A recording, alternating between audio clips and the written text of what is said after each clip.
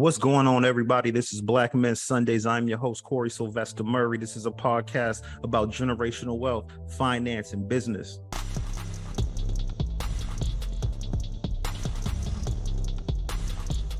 You see, one of the things that's very important about just transferring, when we start talking about transferring wealth, is that we only think in terms of transferring assets. But what about transferring knowledge? You see, because if you don't pass the knowledge down, the Bible says a fool and his money will soon depart. If you don't pass down the knowledge, this is how you see a lot of professional athletes go from being broke to being rich to being right back broke, because nobody ever taught them money principles. And that's why I mentioned earlier is that until you learn to master money, money will always be your master. Because if you don't really understand the principles of how you built that wealth, then it will escape you because your habits have not changed.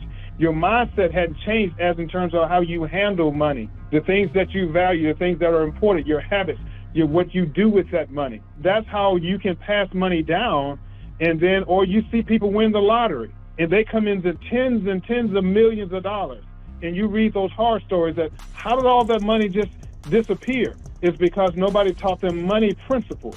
So that's what we've got to become great at. It's not just passing down the wealth, but we got to pass down the knowledge as well. So that's one of the things I'm doing in my family is that I'm setting up things to where, my children and their spouses, I only got one that has a spouse, and my other daughter that's going to be coming, that's going to later have a spouse. And we're going to be having these family meetings where we're going to be going in and we're going to be talking about, hey, let's talk about financial strategies. What are we doing here? Let's make sure that you understand how to make good financial decisions, not just only on how to deal with debt, how to deal with credit, how to deal with, how to deal with investing, all of those things to where they will know when I pass on and they receive a lot of wealth that comes into them, they're not intimidated by that, and they know how to make that and grow that better to the next generation. So that's what's very, very important. But what if I got kids that are not willing to listen?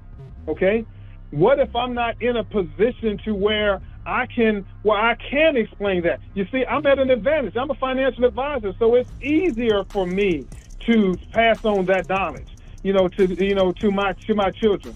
But what if, but my dad couldn't have passed that down to me because he never learned it. So where am I going to get that? So that's where a trust comes in. So a trust comes in that says, okay, now I've got $1 million and I got a lot of these real estate properties and I got all these things that I'm going to pass down to my, to the next generation. But what I'm going to name as a beneficiary, because my kids are 10 and 8, I'm not going to leave that to them. I'm not going to leave it to my whoever that might be that don't know how to handle money. So I'm going to open up a trust and I'm going to put that in there. And so now the trust is the beneficiary. So when I pass away, then the money goes directly to the trust. And now when you name a trust, now the key to that is that now you've got to have another person in your life who is going to be the custodian or the executor of that trust. That's a very important person, just like naming somebody who's going to take care of your kids.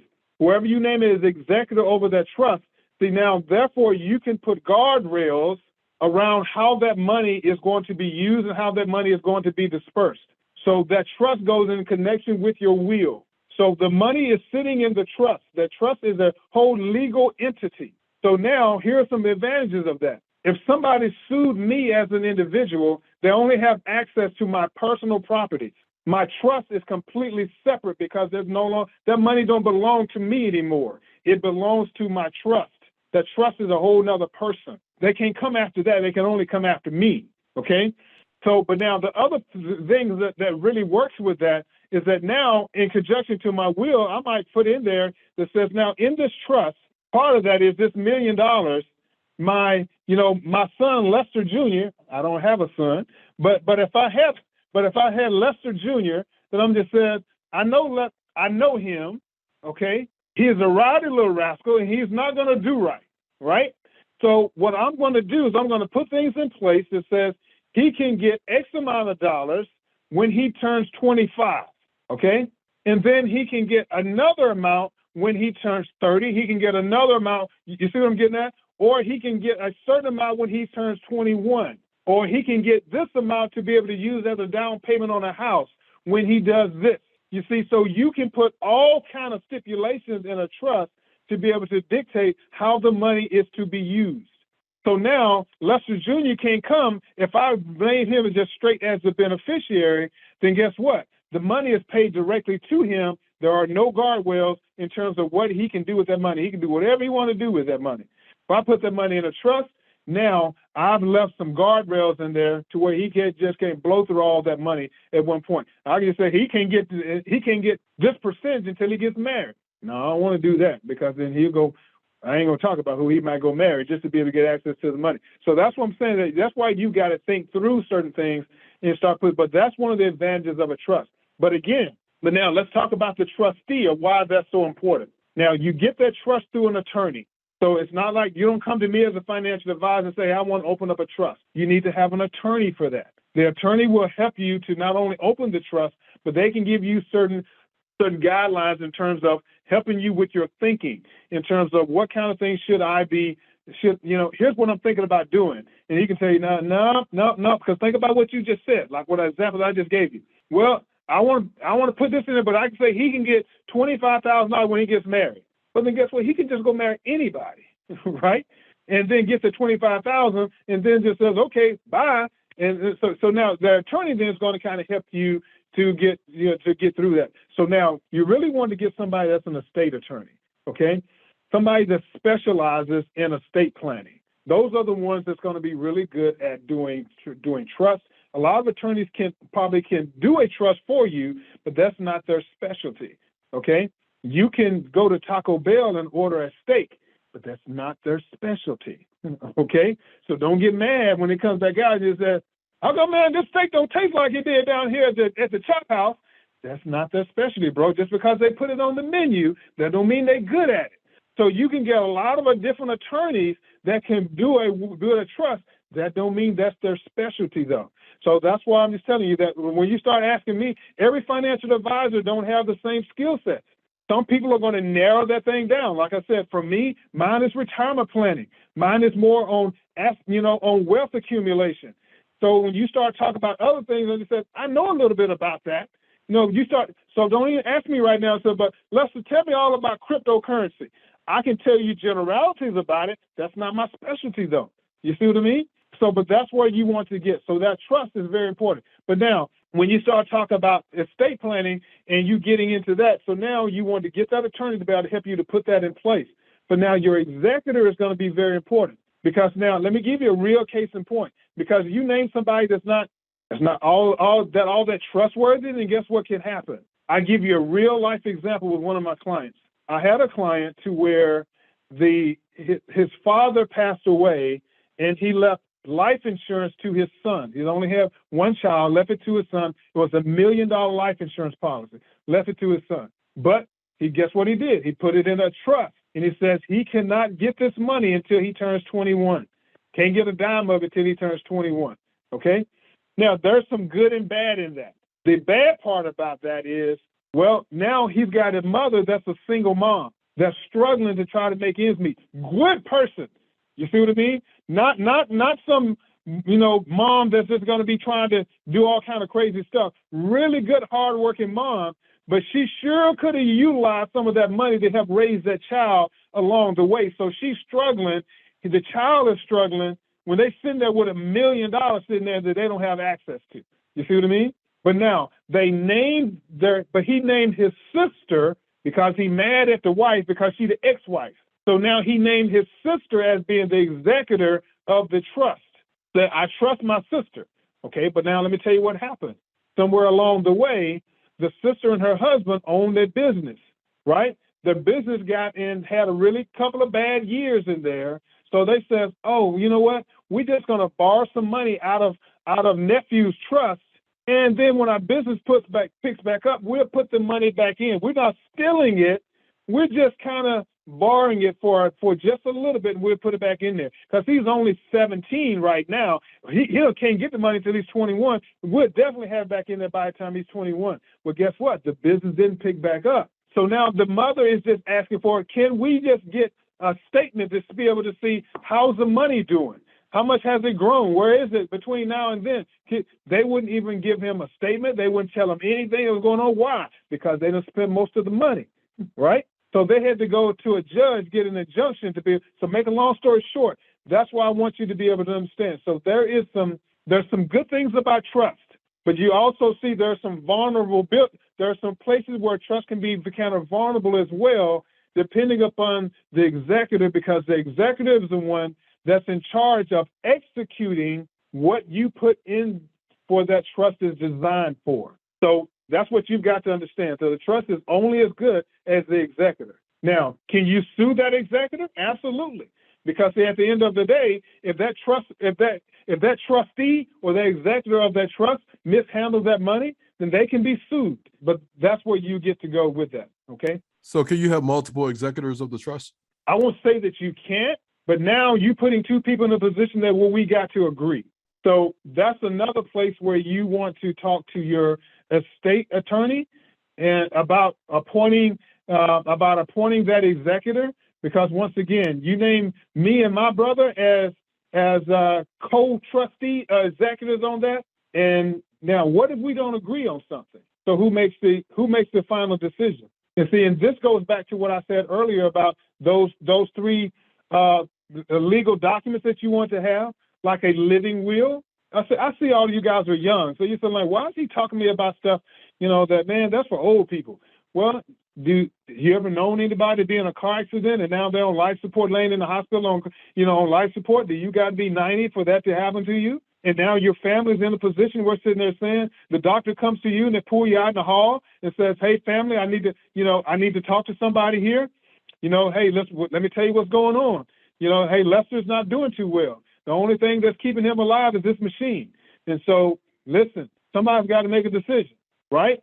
Well, so if Lester don't have a living will or have a medical directive, then somebody in my family has got to make that decision on who's going to pull the plug. So that lands on my wife.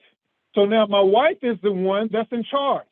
So now I got man, I'm coming from a big family. I got 5 brothers and 5 sisters.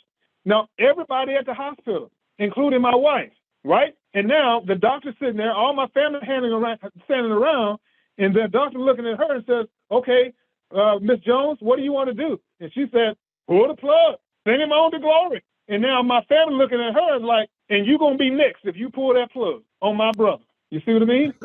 So those are the kind of things that you've got to say, but what if Lester had already made that decision, though? I put that in my living will that says, if I am in a vegetative state, don't keep me like that, because if I'm not me, then I've already made arrangements. You understand what I'm talking about? I've made arrangements. So you ain't got to keep me around. If I'm not here, then send me on to my next destination, because this house is not my home. So you go ahead and just evict me. Go and send me to where I'm going. So you ain't got to make that decision for me. I've already made that decision. So I can take that pressure off my wife and off my family, because see, now nobody's got to be because I got a living legal document that says this is what Lester has put in place. He made that decision, and I don't put that kind of pressure on my family to be able to do that. Wow, great information, man. I was going to say, man, you in deacon mode right now. I remember I called you the other night as you were driving to the church. Didn't know you were deacon, man, but I can hear it coming out, man. But around this time of year, like my anniversary was in June. So, I'm kind of, as far as my credit cards, the credit score looking pretty good. The balance is nice and low. But then I kind of turned into Al Bundy around October, November. The wife, we in the mall.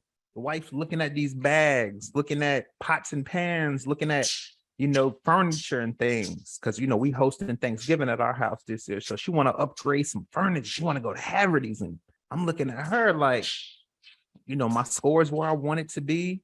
I don't want to spend this money now. Like, I have the money, it's available, but I know when I spend this, my credit score is going to drop. It's going to take me a few months to pay this money back. So as we're going into this season in the fall, our scores is looking good now, but it's kind of like, okay, we kind of want to hold on to it, because we know the journey from January to now took some time to pay that down. So what advice would you give as we go into the holiday season? And a lot of us like me, I do it I put the money on my credit card, try to accumulate points. so I can take some trips in June, July.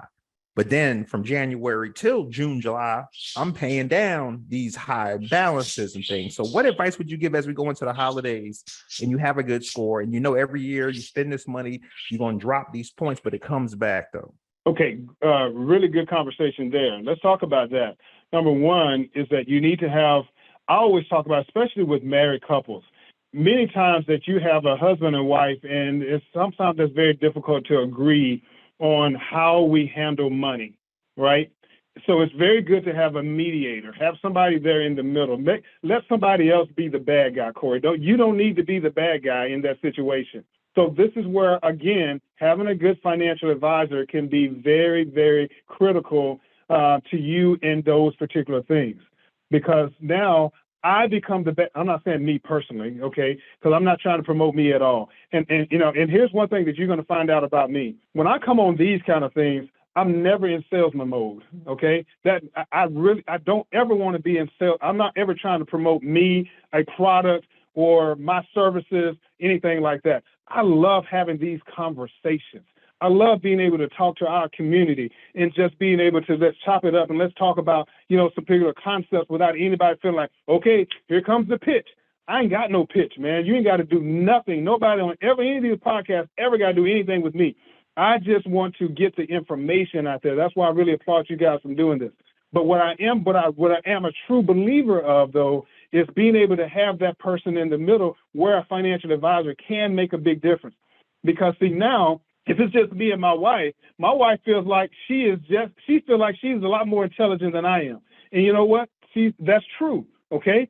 So then how is it that my opinion is greater than her opinion when it comes to making these financial decisions about what we're going to do around Christmas time and are we going to get this furniture? We're going to be able to do that because that's very important to her. You know what? And so there's some things about me that I want to see, that I want to do, that's not a high priority to me, to her, but it's very high important to me. So now, if I don't let her get what she wants, she ain't gonna let me get what I want. So now we already got this back and forth thing going on all the time. So here's where it starts. It's got to start at the beginning of the year, not in October. At the beginning of the year, we've got to sit down and be able to put some things in place. We got to sit down and map out where do we, let me ask you this, Corie, do you know what day of the year did Christmas land on last year? Not what day of the week. It was, when is Christmas usually? Like what day of the month? Oh, the 25th, yeah. That's the 25th? Is it in like October or May? Is it always in the same month? December 25th every year. It's the same every year, isn't it? Yes. Okay, so if it's the same every year, then why is it that every year we get to Christmas, we're having this same conversation about what we're going to do for Christmas? And right? That's what I'm saying, because I have the same routine every year. That's what I'm trying to get out of this habit of breaking it. You got to change that habit. Okay, so that means that in January, you've got to be able to sit down and go back and look at last year's Christmas and be able to say, how much money do we typically spend on Christmas? What kind of things do we typically do on Christmas? Do we typically take a trip? Do we buy? What do we buy for our kids? What do we do for our family? What kind of things do we do? And when you take a look at that and it says, okay, well, last year we spent about $2,200 on Christmas, and we put that on the Capital One. And then it took us this, and this. And then we did this, and last Christmas we did that. So now if you know that, and now you sit down with you and your wife and you says, okay, now, baby, let's prioritize this year. Because we've been spending somewhere around $2,000 a year on Christmas, all right? So what we need to do then is that we need to set up a Christmas fund. And in January, we're going to start putting aside $200 a month. So that way, by the time Christmas comes around, we go into our Christmas fund, and boom, there's that $2,000 is already sitting there. We don't have to go into credit cards. And that's all we're going to spend on Christmas of what we have accumulated in that particular fund.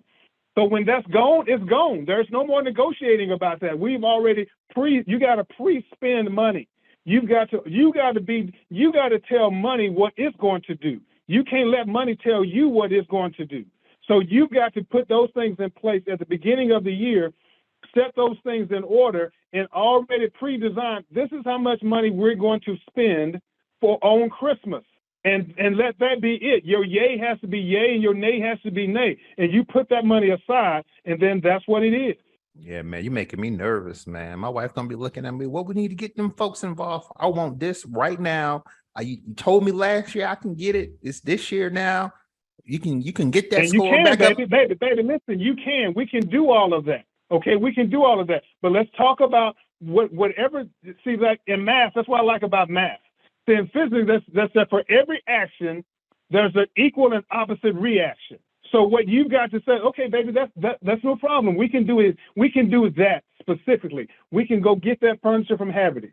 But let me talk about for that action, let me show you what the reaction is going to be to that, though. Okay, and then let's talk about, is that action worth it? Are we willing to deal with this consequence to be able to get this reward? So as long as you're okay with the consequence to it, then I'm good, baby. Let's rock and roll with it. But we've got to decide, we got to sit down and set some goals. What do we want to be at the end of this year? So now you want to start looking at starting out with savings goals. That's one of the things that I did with my kids. My kids used to say, Daddy, we want to take this trip. We want to do this. See, to me, my answer is always yes. It's always yes and amen. Okay? My answer is never no. But the question is, okay, yes, we can do that, but let's talk about our plan. What do we got to do to put ourselves in a position to where we can do that? So now we set everything in terms of goals. So you start talking about goal setting. See, that's something we hadn't even talked about on this, on this particular broadcast. We got to start talking about goal setting. So if you said, well, baby, we said we wanted to be debt free by this particular time. Is that really how of a priority to us is that? So now we can sit, you and your wife need to sit down and get a piece of paper out. And let's talk about our goals for this year. Where do we want to be in 5 years? Okay, so this is how much money we got in debt right now. This is how much money we got in savings right now. How much longer do we want to be able to be work before we can retire? How much do we want to have to be able to put toward our kids' college education? Or does that even matter? Do we want to be able to help our kids, with college education? Or are we going to say, well, hey, I got through college, they can get through college. That's on them. All right. So it's just a matter of your priorities. So you got to sit down and have that conversation on the front end. You see, but if you include her in those decisions in terms of what's important to us and write them down, and then it says, okay, so now let's rank what we wrote down and say, what are the top 5 financial goals that we want to have? It says, do we want to be debt free? Is that even a goal of ours? Is that important for us to become debt free? Well, Nelson and his wife said they want to be debt free in 5 years. Your wife said, well, hey, that's Nelson. That ain't me. That's not a priority for me right now. Okay, so don't tell me about what Nelson doing. Nelson don't live here, right? So you got to start saying, okay, baby, let's talk about what's important for us, though. What's important for us? So I'm just brainstorming. So this is what I'm talking to my wife, baby. Let's just brainstorm. So let's write down some things that many people use as financial priorities. One might be in debt free. One might be having a house paid off. One might be in retiring early by this particular age. One might be able to save for our kids' college, even if we don't pay for all of it, but save for our kids' college. One might be able to being fully insured, having the proper amount of life insurance. Another one might be, I want to have, different streams of income coming in. So whatever you put those things down, and you says, okay, well, we brainstorm. So we wrote all these things down. It says, okay, now, baby, let's rank these things in order of importance. What's number one? Out of the 5 things we just wrote down, what's the number one important thing to us on this list? What's number 2? What's number 3? Now, let's break that down a little bit further and says, what is a must and what would be cool if it happened, but if it don't, no big deal. You see, so now when you put those things out there, now, Corie, you says, all right, so baby, now if we stand that this is the number one priority, now we got to talk to somebody about how do we get that, though? If we want to be retired by the time we're 50 or the time we're 55, how much do we need to be saving to be financially independent? How much do we got to be saving every month to get there? So in other words, what is my financial independence number? How much money do I need to have saved such that I can live off that savings for the rest of my life and be financially free? Is that $1 million? Is that 800,000? Is that 2.2 million? How much money do I got to have saved? So now once you get that number, it says, okay, baby, our number, we got to have $1.8 million saved by the time we turn 60 years old. How much we got right now? Well, we got 50,000 in our 401k. Well, then how much we need to be putting to that every month? And then what kind of rate of return we got to be getting in order to get there? Oh, well, according to our financial advisor, he says, well, we got to be saving $800 a month. Okay, so if we know that and we said that's our number one priority, then can we really afford this having this furniture? Because if we put that on the credit card, that payment is going to be this plus our car payment plus this, then that means that we're only going to be able to save like $350. So really, that by retiring at this is really not our number one priority, then is it? This furniture is really our number one priority. So we need to put that down. We need to shuffle this thing around because we got to say having these furniture is number one and retirement is number 9.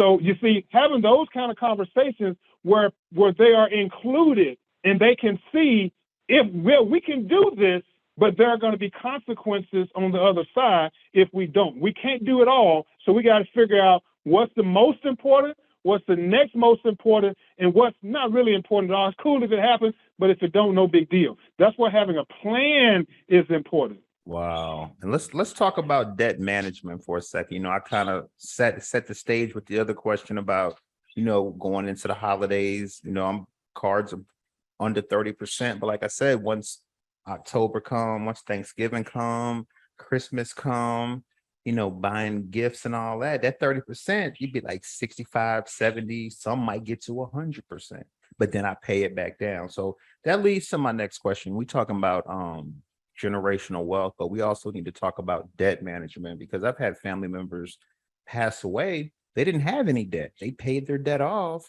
but there was no generational wealth. So I feel like people seem to realize that there's some type of correlations where, oh, she got good credit, her debt's paid off, so I know they're gonna have some generational wealth. Can you just talk about that a little bit? Because I feel like that runs rampant in our community as well. Sure. So 2 things that you got to put in place in order to start creating that. Number one is when you're young, when you're in your 20s, your 30s, and even in your 40s, you just hadn't lived long enough yet to even start talking about passing on generational wealth. I'm talking about people who starting like I started, starting from nothing. Okay. So when you're starting from nothing, it takes time in order to start really building and accumulating wealth. So what you got to do in the meantime is you said, until I own money, I got to rent some. So that's where life insurance comes in. You got to have life insurance in place on the front end. You're renting money from a life insurance company until you own it. Hear what I just said. You got to rent that money from a life insurance company until I own it. So right now, I said, I want to pass on $1 million to my family if something were to happen to me. Well, you said, well, I'm only 35. I don't have $1 million right now. Then I need to go rent me some from a life insurance company. So I go pay them $100 a month. And so they give me $1 million life insurance policy. So now I only got $20,000 saved right now. So if I were to die without the life insurance, then what is my generational wealth? Well, I'm passing on 20 grand. Well, my funeral's going to cost me 16. So now I just left my family $4,000. Come on now. So now, and you talk about generational wealth. Give me a break. So you got to start thinking in terms of what do you got to do? So that's where your life insurance comes in and says, well, hey, listen, I only got 20,000, but I can go and rent me $1 million. And then, so if I were to pass away, my 20,000 over here, so I can get that. So that $1 million now is going to come through that life insurance completely tax free. See, because money coming from life insurance is tax free. Okay, so now my kids or my spouse can inherit that $1 million from that life insurance policy, and then that's where it begins. Well, that $2 million, whatever you put in place out there. Now, what that does is buys me time. So now I'm 35 years old. I'm 25 years old. And so now I get me a good solid term life insurance policy. I continue to pay on that. Now when I'm 55 years old, guess what? Now I got $1 million. I got $2 million. He says, well, now I don't have to rent that life insurance anymore. I can cancel that life insurance because now I own that $1 million. I don't need to rent it. I own it now. So if I were to pass away, I'm still passing on that $1 million or $2 million to my family tax-free because guess what? Now that money is there to pass on to that next generation, and I can continue to do that. So that's where life insurance has to be a part of that initial plan in the very beginning, because until I have that money, I got to rent that money, and that's where that bridge comes in there. I got a quick one. It's Commissioner Scott again. Since we're talking about life insurance policy, we've been watching a couple of podcasts, and they keep talking about the index universal life insurance policy, how it can be used for infinite banking, and a policy owner can borrow money from it without being taxed during repayment, as you would if you borrowed from a 401k or TSP account. So I guess the question is, Is that true? Is an index universal life insurance policy something that's good to have that you could borrow? I think they say they borrow off of the death benefit and have a high cash value or something like that.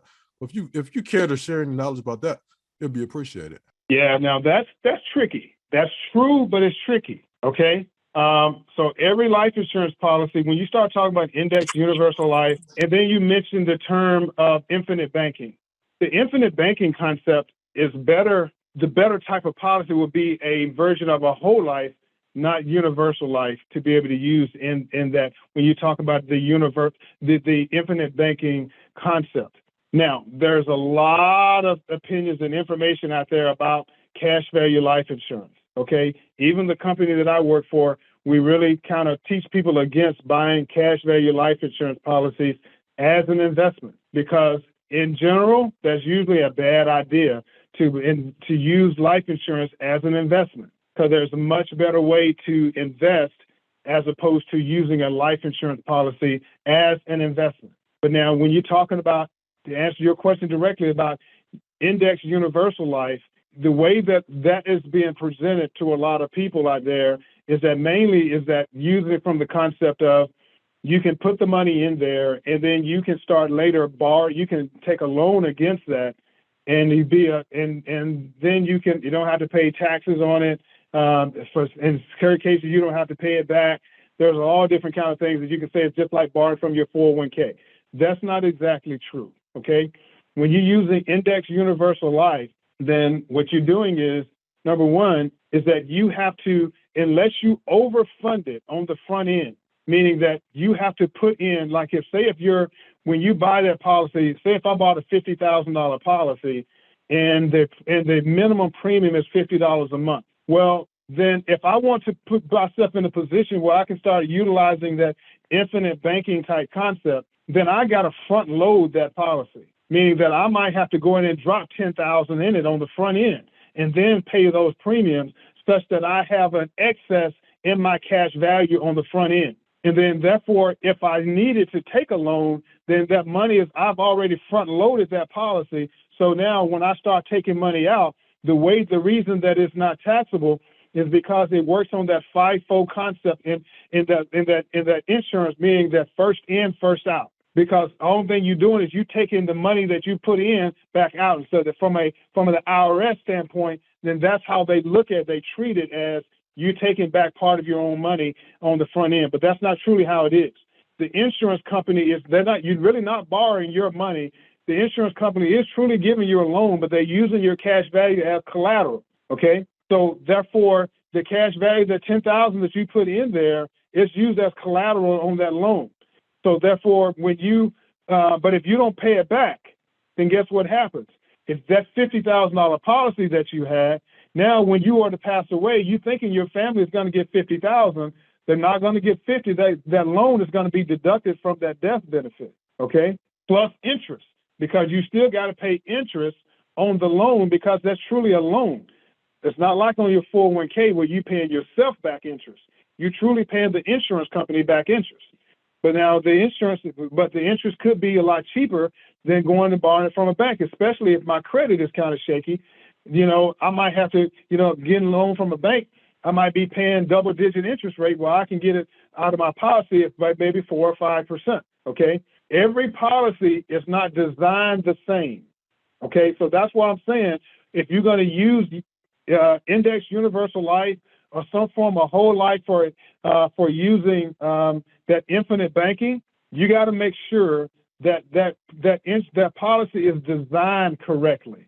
And so how in the world, me as just the average consumer, I'm completely counting upon that insurance agent to be able to sell me the right kind of policy. And guys, I'm going to be honest with you.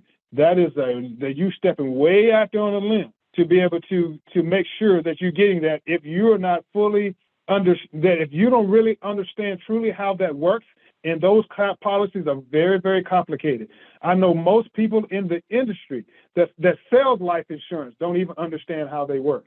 They know how to sell them. Most people that in the insurance business or even in the financial business, most of the training is trained in teaching people how to sell the product. they're not really focused that much on teaching people how the product actually works.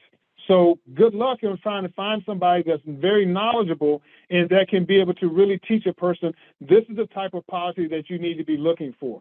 So now this is where you've got to be careful if you're going to use that type of policy in that way, because they can be very tricky, they can be very complicated. So in general, I do not recommend them, because there's got to be somebody that you really understand what you're buying, and you know how to evaluate, am I getting the right type of policy? Is it set up? Is it designed correctly in order for me to get that benefit? And then again, unless you've got a lot of money, because there's a lot of fees involved in those policies. In an index universal life policy, you paying a commissions, you paying administrative fees, you paying all other kind of, you paying several different fees inside of that, where you could just do a lot better if you use that as an investment in much different ways that you can go do that on your own. So I'm just saying that, I'm not saying that it can't be used, but unless you've got a lot of money that you can front load that policy, that's the only way that infinite banking concept works. Because if you're trying to use that as a, hey, I'm going to use that and put the money, and then I'm going to start using that, and then let's just say if I want to start using it to buy real estate with it, okay?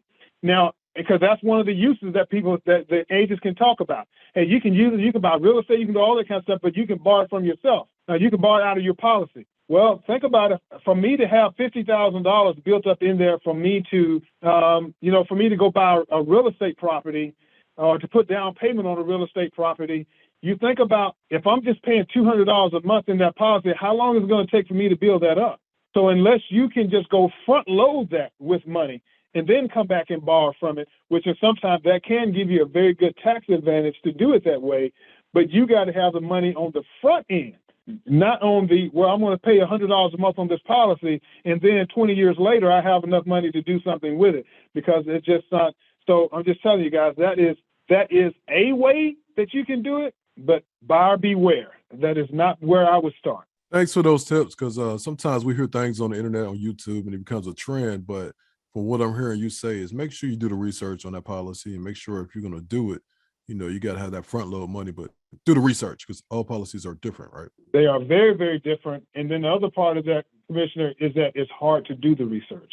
You've got to already be somewhat knowledgeable, because if you don't, again, we don't know what we don't know. So if you don't know how to ask the right questions, you're definitely not going to get the right answers.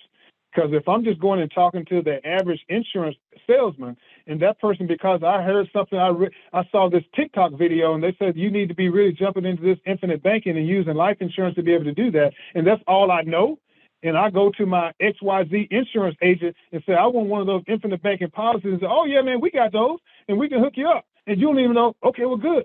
Because I heard this rapper or I heard this person on TikTok say that, man, that's a good way to go. But you don't know all the details, and you don't even know what questions to ask. And so then they write you the policy, and you got the policy in your hand, but you don't even know what are you reading? Do you even know what you're reading? You don't know what it says. You don't know what the clauses are. You don't know where but I don't, man, but that's what so-and-so said on TikTok. Okay, but I Googled it. Okay, but now you can Google a whole lot of stuff, but do you really understand what you're reading? So that's what I'm saying, man. It's just, unless that's something that you can really talk to somebody and you dealing with an advisor that's extremely knowledgeable about how those things work and how they're supposed to be designed, to where you know when I get that policy, you can sit down with a professional and let them look in there and say, is it the right kind of design? The same way it is on getting a 401k plan, because I design 401ks for companies. I know what to look for. So if I'm talking with you and you're sitting there telling me, so Lester, I'm a small business owner, and then you say, hey, I got this 401k. And I said, well, let me take a look at that. I immediately know what to look for in your 401k design. And if I don't see those things, I can immediately say, this is going to cause you problems down the road. This right here is going to be a gotcha right here. Why you got this clause in here, or why do you not have this particular clause in here to be able to do that? I know exactly where to go. But unless you know those kind of things, then God bless you, brother, because that's going to be a tough one. If you're going to be in the type of business that we're in, then we're dealing with people's money. So next to our family and our religion, Our money is the next important thing. So we've got to be putting things in there to where if somebody comes to me and says, Lester, I need you to help me with my money, I better take that very, very seriously. Because when I sit down with somebody, they talk to me and they say, here's my money. See, I don't just see that as an account. You see, Commissioner, I see you. I see your family. I see your life. I see your goals. And man, I take that stuff very, very seriously. So I make sure that I put the time, the energy, I do my homework. I'm going to make sure that I'm a professional at what I do because I owe it to you to be able to do that.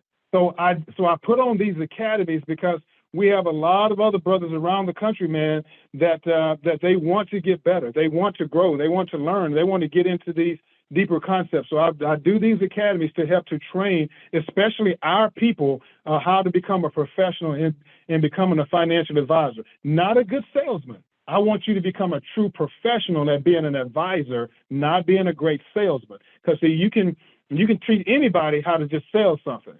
But it's completely different to start talking about, now we got to learn about critical thinking, how to really ask the right questions, and then how to really analyze and be able to get into there and help people to put together a real customized plan for each and every individual to be able to do that. So I just want to just end with just before we wrap up, I just want to be able to just say one quick little thing that I think we can kind of bring everything together. Guys, everything's got to start with, number one, is just changing some very quick habits. So if I'm just getting started, one of the first concepts that I'm going to teach is a principle called paying yourself first. Okay, so this goes out to everybody and anybody, is that you got to learn that as a discipline to pay yourself first. See, guys, I'm 56 years old. And when I get into the gym, like Corie just talking about, you talking about being a beast, come work out with me. Okay. And then we can, and you'll be able to see, man, I go, man, it is unbelievable how hard I work in the gym. And the reason I do it like that, I'm in just as good a shape today as I was when I was in my 20s. And why is that? Because that's a priority to me in my life. And I have very strict disciplines in terms of I don't miss. I'm up and I'm in and I'm doing my workouts, man, and I'm killing myself to be able to do that because my health is a very important part of my life. So I'm going to make sure that I'm going to put those disciplines in place. So you've got to do the same thing when it comes to our finances, which means that it's got to become a priority, which means that out of every paycheck, that I'm going to set aside a certain percentage of everything that I make that's going to be going into some type of savings or investment plan. And you got to commit to that. It can't be, though, well, as soon as this happens, no, you just, even if it's something small, commit to that. And says, out of every paycheck, I'm going to do 1%, 5%, 2%, 10%. But you got to start and be very disciplined with that. As the Bible tells, be faithful over a few things, and then God will raise you up, and you can become a ruler over many. You see, my daughter came in and asked me one time and said, Daddy, when you going to buy me a car? And I'm saying, you won't even take care of the bicycle that I bought you. So why in the world would I buy you a car? So that's why we've got to start thinking. We keep trying to tell God is that, Lord, I want you to expand my territory. He said, but when are you going to be a good steward over what I've already placed into your hands? We got to learn stewardship. Be a good steward of what God already has put into your hands. You said, well, I don't make six figures. Well, be a good steward of the one figure that you have. Because if you can't be a good steward of that one figure, what's going to be different when you got six of them? You're just going to be 6 times as bad. So just start right there, using that as a principle. The other thing that I want to leave you with is just be willing to just understand is that we always want to have, we preach about having balance in our life. Balance. So, hey, we can't always just be about money. It just can't be about saving money. We got to have some balance. We got to enjoy our life as well. See, but at some point, if you ever want to have freedom, when I'm talking about truly being free, meaning that now I control time and money. I won't say control, but that means that I have both of those at my disposal. You see, because it don't do any good to just have a lot of money and have no time. And it doesn't do any good to have a lot of time and have no money. In order to be truly free, you got to be able to have both of those at your disposal. You got to be able to have time and money. That's what gives you true freedom in life, okay? So in order to have balance, to create balance, you got to get out of balance in order to create balance. So on the front end, you're going to have to front load some stuff, meaning that, baby, we're going to have to just really buckle down and put some other things on the back burner right now. Yes, we do want to buy some new furniture, but that can't be our top priority right now. Yes, we do want to go get that new BMW, but that can't be our top priority right now. We're going to always be wanting something until we get to a point to where we don't have to want for anything. So how do we get there? Is making saving and investing a priority on the front end. If we go do that and making that a priority, you see, then we'll get to a position to where we don't really have to want for anything. And then guess what? See, now that balance comes back into your life, because see, now when you got time and money on your hands, then you're going to see like, oh, wow, man, some of those things that I thought was so important, not even as important to you anymore. Because a lot of those things that I said I wish that I could go buy if I had some money, now that I can afford those things, they're not as important to me, anymore, because it's just not. It's just those little shiny things. And then the last thing is, guys, is that once you really put everything in the context of things is that learn to just enjoy things, don't worship things. Enjoy money, don't worship money. Put yourself in a position to where you understand that life is fleeting, man. You got to say is that, hey, I worship God, right? And I enjoy things, and I never get that twisted. So I want to put myself in a position to where people are going to be the most important things in my life. You see, if I'm a man and I can't speak to my wife in ways to where she sees that, that I love her and I cherish her and she's the number one thing in my life, then what is all this money for? What have I really accomplished with just saying I've accumulated all this money? And if my kids are still saying, I want to be like Mike, well, my name ain't Mike. You see, if my kids don't see me as being the hero in their life, I have failed at some point in my life just because I got a really good balance sheet that I can be able to show people. See, folks, at the end of the day, where balance really comes in is that what are people going to remember about you when you're no longer here? People are not going to remember the fact that you owned a Porsche and you had a big house and you had fine cars and you had Gucci and you had all these kind of things. What people are going to remember most about you is the lasting legacy that you're really going to leave, that you want to pass down to the next generation. The real generational wealth that we need to be talking about is that you need to be passing on something that people would never forget, and that is, how did you make them feel? What did you do to make my life better because you were in my presence? You see, that's what you really want to gravitate to right there. When you can find that people gravitate to you and you start to be able to see the true value that I have is not in my bank account and my investment account, it's my ability to make people around me better. And if God can use me in a way that says that, Lester, I can put money into your hands. But if I put money into your hands, you're going to make other people better. Because you know why? It's because I'm blessing you such that you can be a blessing. But if my attitude is I'm going to go get all I can all I get, and then sit on the can, then God is never going to open up the blessings to me truly. It's because that I'm not being a blessing to other people. So that's the thing that we've got to understand, folks, is that when we get our perspectives right and we start looking at things through those particular channels, then watch what happens. Watch how your world really opens up when you see yourself as being a vessel to be a blessing. And you just start saying is that I am a vessel to which blessings flow. And watch how how things will really open up to you. See, guys, I ain't never been a big dog, man. I ain't never want to have that title of being a big dog. I'm just a little dog that won't stop barking, right? Because I just want to be used, man. All right, Corie, appreciate y'all, man. Thank y'all so much. I hope this has been a help. And I'm sorry that they had to do 2 takes to get all this in, but this is just, I just really applaud y'all for what you're doing. Yeah, man. And thanks, Lester, for pulling up on Black Men Sundays, man. Like I tell all our guests, you could have been anywhere in the world. I mean, it's Sunday. You could have been anywhere in the world. You could have been on the golf course. You could have had your feet in that ice bath on the grill. But you came through, blessed the Black Men Sunday stage. Man, I done heard 4 meetings featuring you. And I said, I need this guy on the show. He's strong. He's Black. He believes in God. He's a deacon. This brother played football and has a Bachelor of Science in Math and Computer Science. So I'm just saying, if y'all didn't hear the credentials I dropped at the beginning, you heard them. So Lester, thanks for coming on Black Men Sundays. I hope you had a good time, man. I did, man. This was wonderful. This was awesome, man. I love what you guys are doing.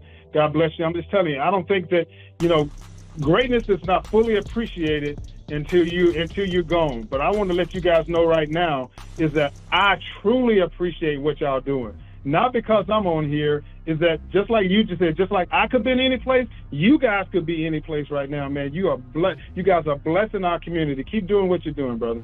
Check.